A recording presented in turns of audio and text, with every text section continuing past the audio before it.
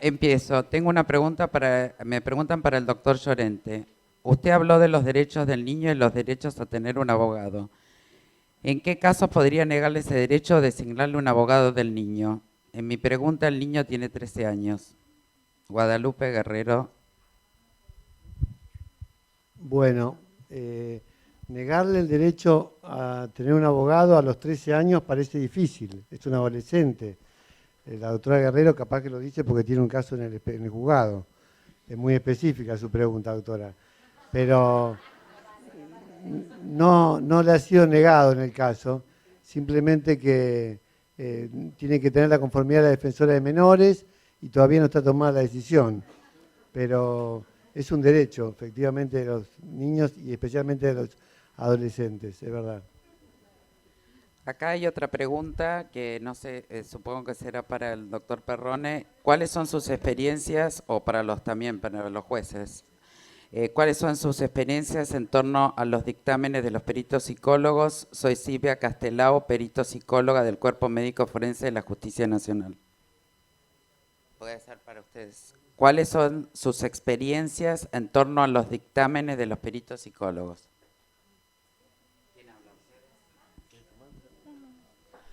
Bueno, yo me adelanté un poco diciendo que me interesa que los dictámenes sean más específicos a veces, pero bueno, esto no es un área que me compete a mí decirles cómo deben hacer los dictámenes.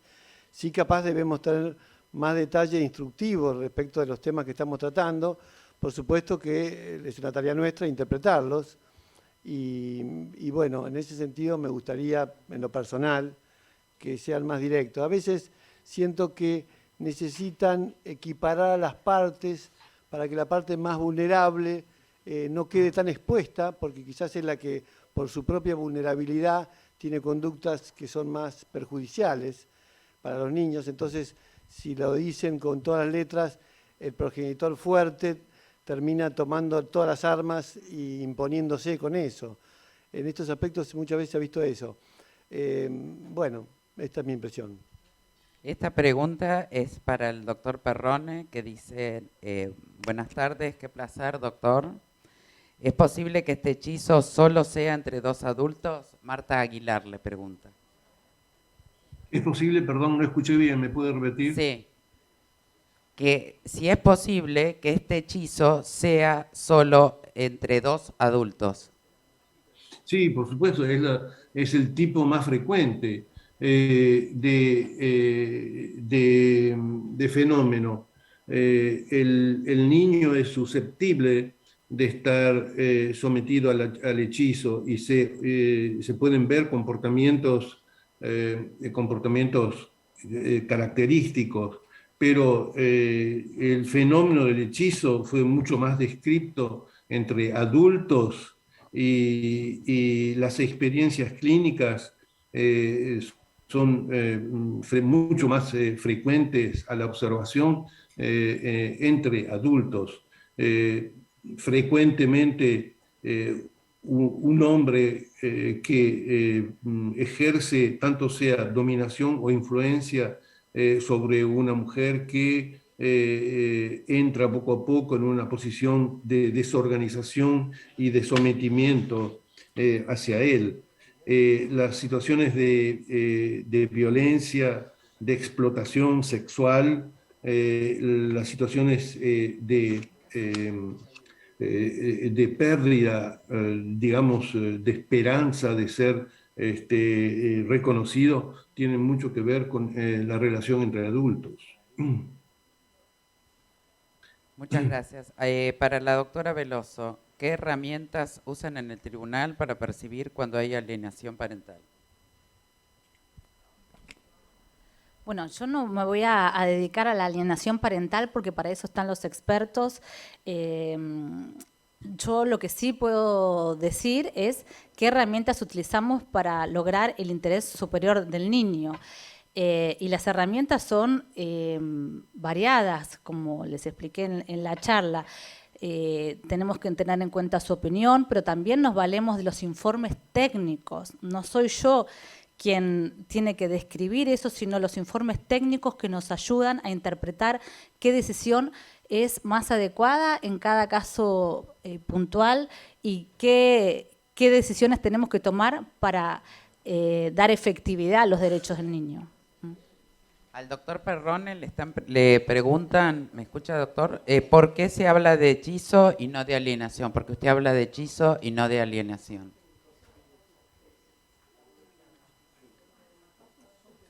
¿Me escuchó, doctor? ¿Por qué se habla de qué? De hechizo y no de alienación. Sí. Sí, comprendo. No, bueno, pongamos las cosas en su lugar. Yo tenía que desarrollar y me propuse desarrollar el tema del hechizo y así lo hice para comprensión de los espectadores y de los oyentes. Esto no quiere decir que esté reemplazando la alienación por la palabra hechizo, pero por la situación que olvide la alienación, porque estoy hablando del hechizo, pero la alienación no es hechizo. Puede haber alienación sin hechizo. El niño puede participar activamente a la relación de alienación parental, tener una autonomía suficiente y usted no encuentra en su comportamiento, no encuentra trazas de hechizo, mientras que otros niños pueden estar captivados por una sucesión de rituales que se ejercen en permanencia en la familia, en el hogar, y están focalizados hacia esos comportamientos que mantienen su atención y ese estado segundo del que hablamos. Pero ese estado de hechizo puede no existir en la alienación parental. La alienación parental no es igual, existe, es útil poder, es lo mismo que el abuso sexual.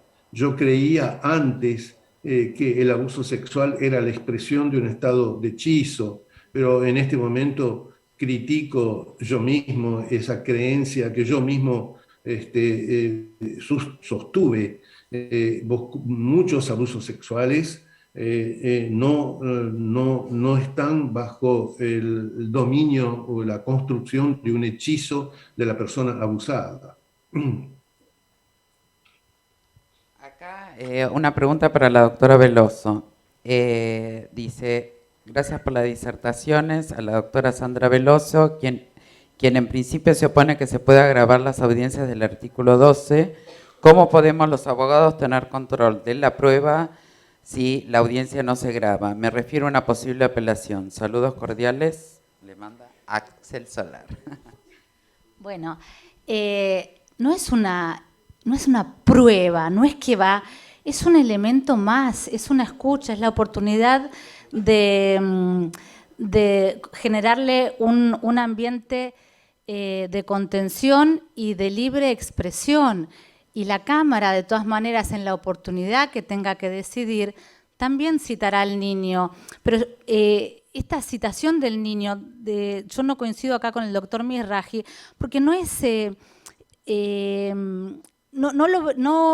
No creo que lo vivan los niños, por lo menos cuando se van de la entrevista, se van distendidos, se van alegres, en general se van más livianos. Se ve por cómo vienen a veces tensionados hasta corporalmente y que se van livianos, les gusta poder participar o poder ser escuchados. No creo que sea una condición, como dije antes, el hecho de que sea grabado no me parece que permita la libertad de expresión para los niños, ¿no? Esa es mi pequeña opinión. Para acá dice para todos, de las preguntas por Zoom, la pregunta es si el tema del hechizo y todo lo que habló es entre niño y adulto o entre adultos también.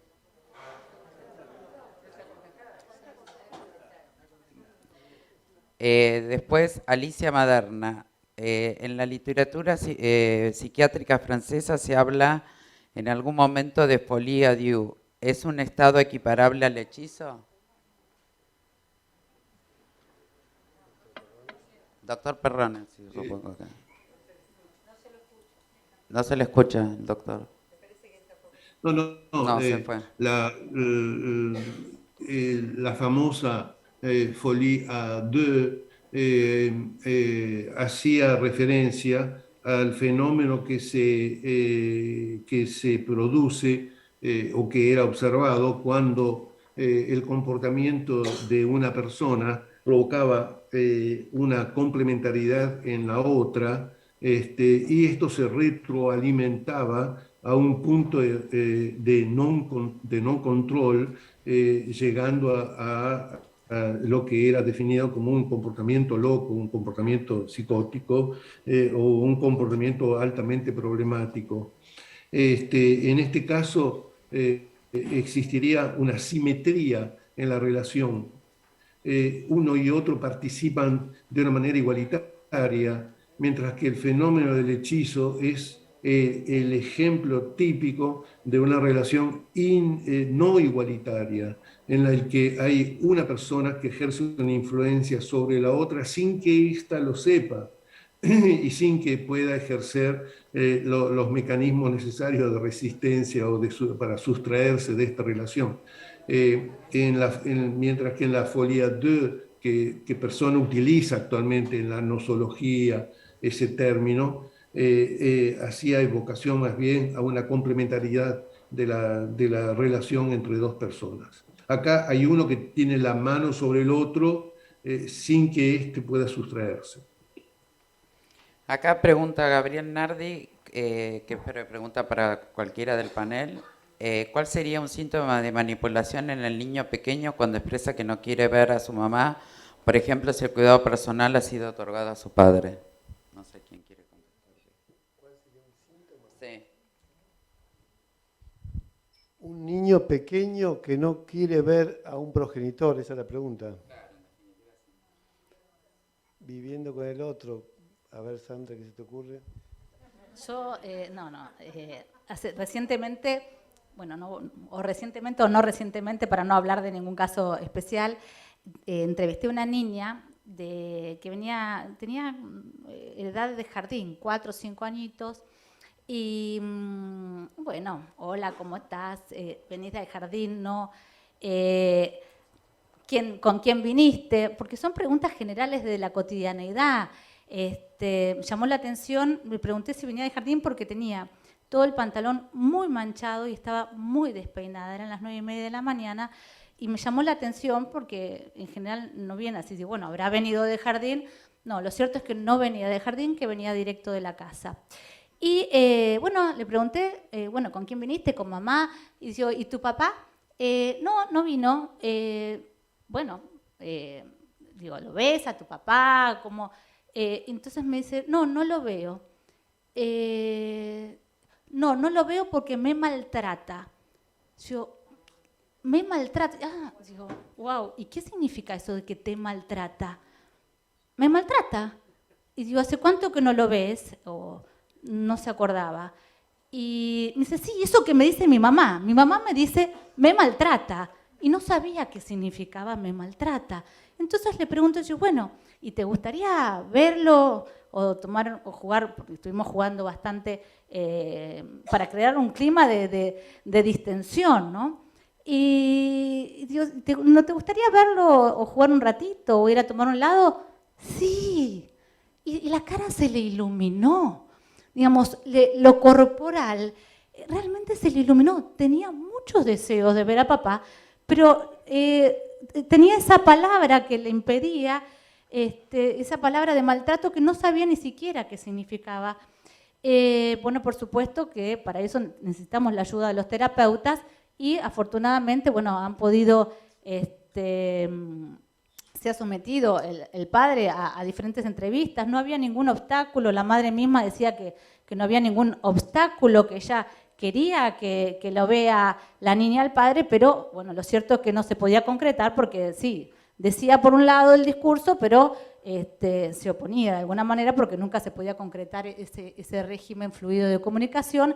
Y bueno, después de esa entrevista del niño con todos los elementos, los otros elementos que teníamos, que eran los informes del equipo técnico, recordemos que en Provincia de Buenos Aires contamos con un equipo interdisciplinario dentro del juzgado, lo que es una gran ventaja porque nos permite rápidamente contar con elementos, y afortunadamente después de esa resolución, que sí, indudablemente no había ningún obstáculo para ordenar la inmediata vinculación, sí se pusieron de acuerdo en cuál es el terapeuta que los va a acompañar en esta fluida y sana comunicación. Bueno, vamos a hacer la última pregunta para el doctor Llorente, así después... Podría agregar algo. Estoy totalmente de acuerdo con lo que acaba de decirse. Efectivamente, para la persona que pregunta, hay algunas pistas que pueden ser exploradas. Por ejemplo, un niño puede estar perdidamente enamorado de su padre o de su madre, y mantener un vínculo idealizado a tal punto que la relación con el otro parece intrusiva y destructiva de esa relación idealizada, seguramente, y a veces está completado con una idea de la pureza. Esto es más en los preadolescentes. El progenitor que no se quiere ver está asociado con una idea de impureza y de contaminación. Y la representación que se hace el niño o el joven adolescente es a tal punto centrada sobre su propia pureza y completada con la pureza de la madre frecuentemente, de la inocencia del padre, que esto justifica un comportamiento de rechazo y defensivo con respecto al otro. Son pistas que pueden ser exploradas. Voy a decir la última pregunta porque ya el colegio les ha preparado un break a ustedes para que puedan ir a tomar cafecito, comer unas medialunas. Entonces, para el doctor Llorente, acá dice la pregunta, habló de cambio fundamental en el código y sobre todo en el derecho de familia. ¿Por qué los jueces se resisten a aplicar la norma que indica priorizar la modalidad de cuidado compartido en términos de compartir el tiempo de convivencia con ambos progenitores? Gracias por la pregunta. En principio lo que se oponen son los progenitores, es decir, es el otro progenitor. A nosotros nos toca evaluar si corresponde en el caso concreto, y a veces puede corresponder y a veces no, porque si un progenitor no ha tenido vínculo con su hijo, bueno, tiene que recuperar vínculo con su hijo, y bueno, no es que de un día para otro debe aplicarse como si fuera un sello, esto es así a partir de hoy. Debe ser... Bueno, pero acá los jueces es verdad que tenemos que tomar decisiones y resoluciones, pero no pueden ser, no es que aplico un artículo legal y se aplica. En principio, como bien explicó Sandra en su alocución, tratamos de que los padres se pongan de acuerdo. Los miércoles y sábados con uno, el lunes y miércoles con el otro. Es decir, meternos en la vida, las actividades privadas de los progenitores, bueno, si no nos queda otro lo hacemos, pero le cortamos las actividades extracurriculares que hacen los padres, a los niños también, si disponemos arbitrariamente un régimen. Por eso tratamos de equiparar en virtud de lo que proponen los padres, y sí, por supuesto que tratamos de hacerlo. Gracias por la pregunta. Las necesidades de los niños, ¿no? Por supuesto. Bueno, nuestra mesa termina.